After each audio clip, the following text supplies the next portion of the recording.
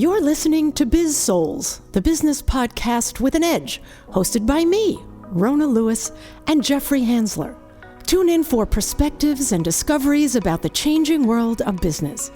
It's time to connect to the heart, soul, and humor of how business gets done. Hi there. Welcome to Biz-Souls. I'm Rona Lewis. I'm Jeffrey Hansler, and we get to the heart and soul of business and the people that make it happen. And today, Rona and I are making it happen. We are, and we're not talking about people. We're talking about books. Actually, a book. We already did one on something that Jeffrey read. Forecasting?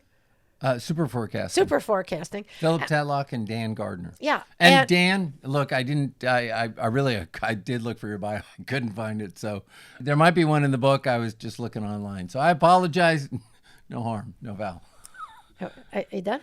Yeah, I'm done. Okay. I'm done. All right. So we have, a few months ago, we had this woman, Karina from Germany, come in and talk about, she had just started a coaching business. She didn't just come in and talk to us. She was on a podcast. And I can't remember what episode. I don't remember it either. It was 20 ago. Yeah, it was on. She talked about Positive Intelligence by Shirzad Chamine. It's a worldwide coaching format for mindset coaching, and I was so impressed just by the premise, because it's about flipping mindsets to the positive, and it goes so well with play and psychological safety and positive psychology that I'm like, oh my God, this is perfect. So I am now actually, you also bought the book. Well, yeah, because she mentioned it, and she's built up quite a consulting practice, and she's got quite a name for coaching on positive intelligence. So she's doing very, very well with it. And yeah, so hopefully she stays in Germany and focuses on Germany and leaves America. And leaves for us, yeah. No, that's exactly where she's focusing, and it's actually quite popular in Europe from the other people. There are people around the world now who are going through the classes to become a coach in this, like I am. So I think I have 3 more weeks, and then I will be able to be a coach for this. And I combine coaching with the GROW method, with purposeful play. I customize everything for my own, and I just love the way they break down how to self-determine, self-diagnose, what your issues are. Right. Sir John Whitmore. The GROW model. The GROW model. Yeah, sorry. Yeah, but Sir John Whitmore. So there are, First of all, he teaches at Stanford University. You got a background on him? You're in charge of his background. Yes. So I'm going to read, whoopsies, so I can get my glasses on. Shirzad Chamine is chairman of CTI, the largest coach training organization in the world. CTI has trained coaches and managers in most of the Fortune 500 companies, as well as faculty at Stanford and Yale business schools. A preeminent C-suite advisor, Shirzad has coached hundreds of CEOs and their executive teams. Prior to running CTI, he was the CEO of an enterprise software company. His background includes PhD studies in neuroscience, in addition to a BA in psychology, an MS in electrical engineering, and an MBA from Stanford, where he lectures. So, what a slacker. I know. Come on, he should get... How the heck did he write this book? Right, exactly. So he kind of knows his stuff. And wow, these are both, this one and the last one, New York Times bestsellers. Bestsellers, yeah. So this has been around, I think, from 2000 he started it. I have the 2012, I guess 2012. So it's been around for a while. A decade or so ago for both books. Yeah. And so he talks about the 10 saboteurs, basically the way we fool ourselves. You always talk about how our brains lie to us all the time. And these are ways that the brain lies to us to keep us safe.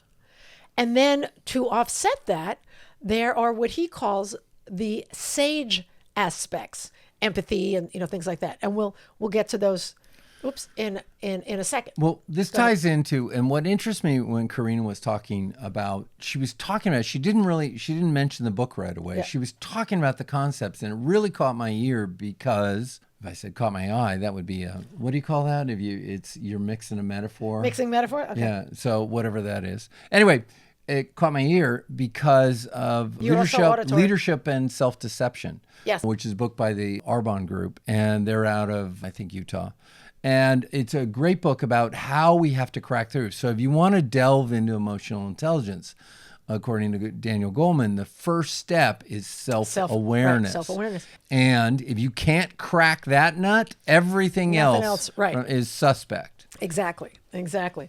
So he goes on to talk about the judge, which is like the master saboteur, the one that you know that the judge has taken over your brain when you don't feel good. Here come the judge. Here come the judge. Oh boy! You remember that from Laughing? Laughing, yeah.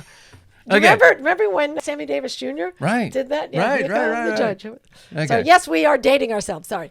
Anyway, so No, we're judge, not dating ourselves. No, not at all. Don't not take at all. that wrong. But it's the one that as soon as you start feeling anxiety, madness, or anger, any of that, you know that one of your saboteurs have taken over.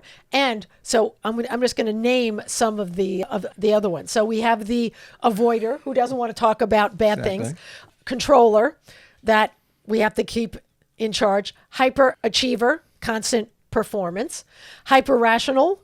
Everything is, has to be objective and Logical, data. apparently. Yes. Hyper-vigilant, which is like constant anxiety because Karen? everything. Yes. Those are the Karens in the Those world. are the Karens. Those are the Excellent. Karens in the world. Pleasers, love me, please, I'll do anything you want. A little codependent. Restless, they're the ones that are always need something new. Right. The stickler is the perfectionist, and the victim. The victim is, it's like, oh, everything happens to me.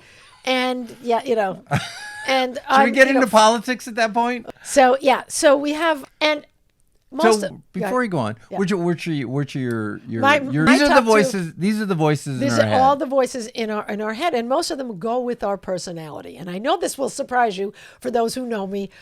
My big one, the controller. I have a bit of a control issue, and hyperachiever. What are yours? Yeah. So you got to go back to the list so I can see it. Okay. Because I haven't done the work, Rona. So I read the book. I went through the book. I marked it up. She can verify that I marked it all up. Yes, because it's right here. Yeah, it's all Go here. ahead. So the judge comes in. When the judge comes in, my number 1, 2 is, so it used to be for me the controller.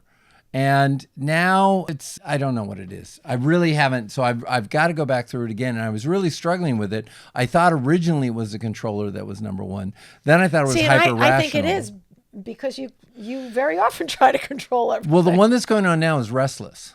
And so that seems to be the one that's going on. So I've been experiencing a lot of tension in my life, a lot of stress because of several things that I'm taking care of and doing and taking on projects that are, big.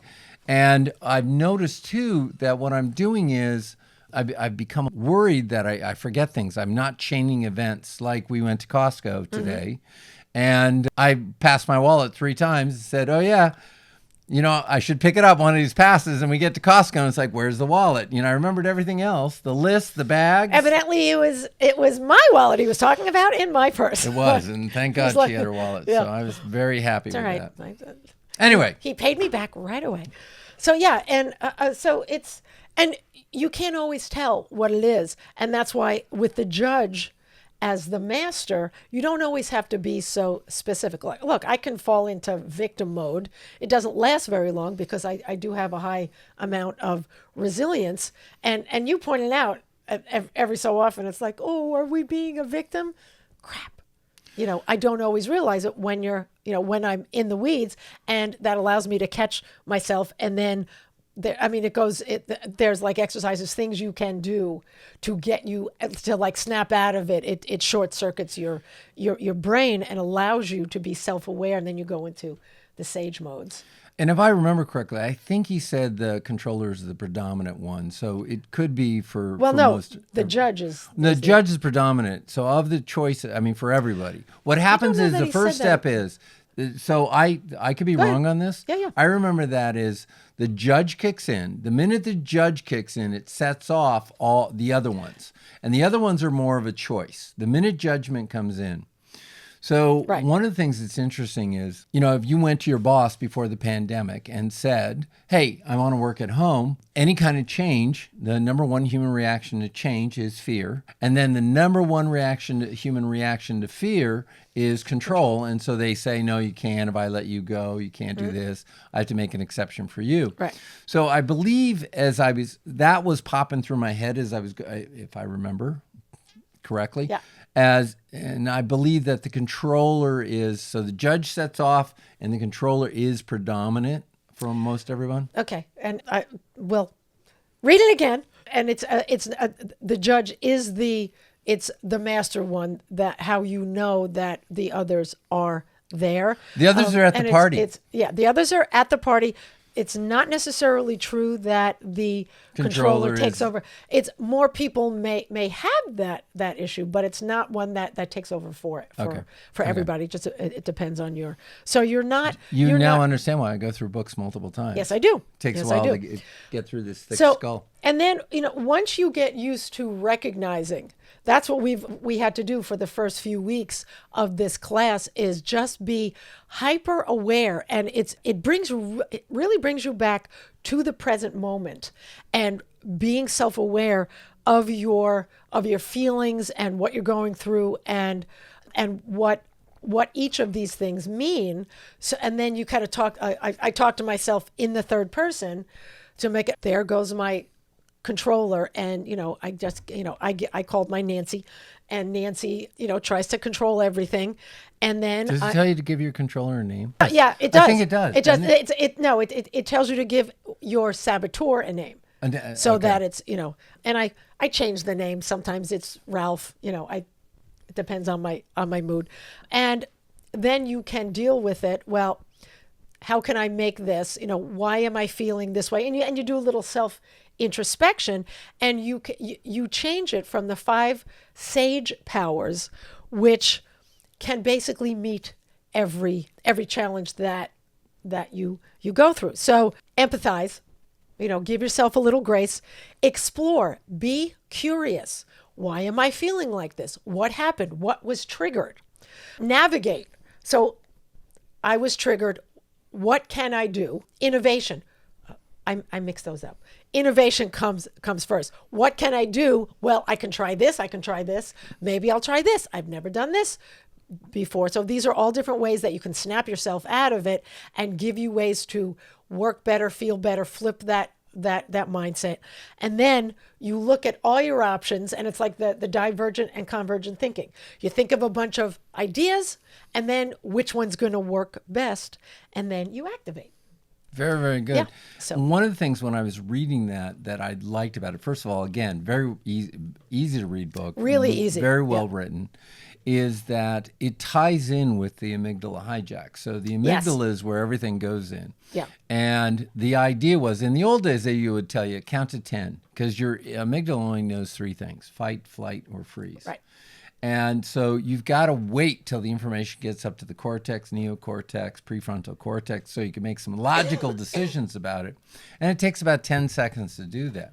And so if you train yourself the habit of asking these questions, why am I reacting that way? You're just giving your amygdala, you're giving the time for the message to get from the amygdala to get to Exactly. And so it also, so it what it does, it breaks that pattern. And it was very holistic. Yeah. And one of the things I did take away from is he talked about people that choke. They get upset and they choke. Right. And they choke both in sports and other things. And in speaking, teaching, everything. It's because the saboteurs are at work. Yeah. And he said the way to get back in touch with your sages was something tactile. It's So, and we can all try it. There's more than one way to do it. The basic way is to take 2 fingers, usually a thumb, your first finger, whatever, and start there and just cough. Yeah, just cough. Just rub your fingers softly enough and carefully enough that you can feel the ridges in the skin. And if you can do it for 10 seconds, which is basically 3 breaths and not just 3 regular breaths. And then the next step is to bring your hands together, feel that, and then bring you one set up and down your palm and feel slow enough that you really feel the ridges, and all you're doing, stress comes from replays and imaginings. You're not present. You're replaying crap that goes in your mind. And I just know this is going to happen. I just know they're going to say this. I never do that. Right. And, and we all do. Because it's a sense, you were just talking about control. It's a way to allay our fears. Correct. Thinking that we can figure it out before it actually happens. Absolutely. And what this does, it brings us back to the present moment and short circuits it. Correct. And then after you do that, and you can do it even just, putting it, feeling the cloth, whatever it is. It's about noticing the little things, like the monks in Tibet. They're very present, so they notice the color of the potato skin as they're all that sort of thing. That's basically what this does, and it's not meditation. It's just a short circuit. Yeah. And the way I read it too was you didn't have to do a series of events. You could do the series of events. The first thing was just you could short circuit the process of getting away just by starting to rub your fingers. Yeah, and 10 so seconds. I have been practicing that. And then when I go through it again, I'll take it to the next level and do it. Anyway, highly recommend the book. And that's the reason that I thought it was so helpful, because it allows you to be more resilient, more present, which allows for more psychological safety, for more openness, which allows you to play so one flows into the other. Exactly. And as you can see, the genius of recommending the first book, then this book, and now we get to talk about Rona's book. Our next podcast is going to be my book, so stay tuned. Thank you so much for listening. If you have a book that you like, that you want to recommend to us, please do. We'll read it and maybe talk about it. Meanwhile, please like, share, subscribe, all those nifty things. Push all the buttons. Push all the buttons. Yes, Send in push money. our Hit the ATM. Send Venmo. Look, and a shout out to Karina. Thank you very much. Yes. This is great having you on the podcast, and we're just enjoying learning from the conversation. There we go. So thank you. All right. That's it for us. I'm Rona Lewis. I'm Jeffrey Hansler. And this has been Biz-Souls. See ya. Thank you. You've been listening to the Biz-Souls podcast with your hosts, Rona Lewis and Jeffrey Hansler. Did you have fun? Subscribe, rate, and leave a review. It's very much appreciated. Talk to you next week.